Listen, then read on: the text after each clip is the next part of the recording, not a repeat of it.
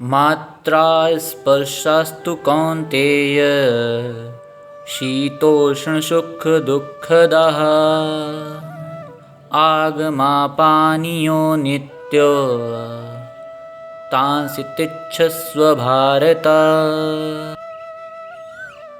हे कुंती पुत्र, सुख तथा दुख का क्षणिक उदय तथा कालक्रम में उनका अंतर्ध्यान होना सर्दी तथा गर्मी की ऋतुओं में आने जाने के समान है। हे भारतवंशी, हे इंद्रिय बोध से उत्पन्न, हे भारतवंशी, वे इंद्रिय बोध से उत्पन्न होते हैं और मनुष्य को चाहिए कि अविचल भाव से उनको सहन करना सीखें।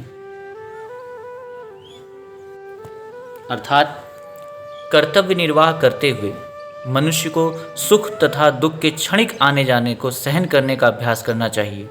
वैदिक आदेशानुसार मनुष्य को माघ, जनवरी फरवरी के मास में भी प्रातःकाल स्नान करना चाहिए। उस समय अत्यधिक ठंडी पड़ती है, किंतु जो धार्मिक नियमों का पालन करने वाला है वह स्नान करने में तनिक भी झिझकता नहीं। इसी प्रकार एक गृहिणी भीषण से भीषण गर्मी की ऋतु में मई जून के महीनों में भोजन पकाने में हिचकती नहीं। जलवायु संबंधी असुविधाएं होते हुए भी मनुष्य को अपना कर्तव्य निभाना होता है। इसी प्रकार युद्ध करना क्षत्रिय का धर्म है। अतः उसे अपने किसी मित्र या परिजन से भी युद्ध करना पड़े तो उसे अपने धर्म से विचलित नहीं होना चाहिए।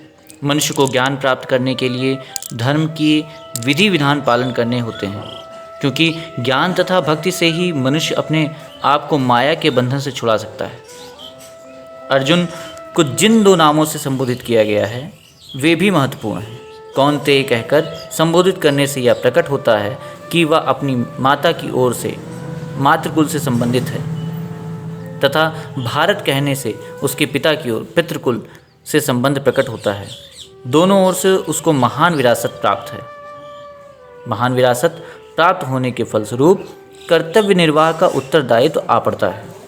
अतः अर्जुन युद्ध से विमुख नहीं हो सकता।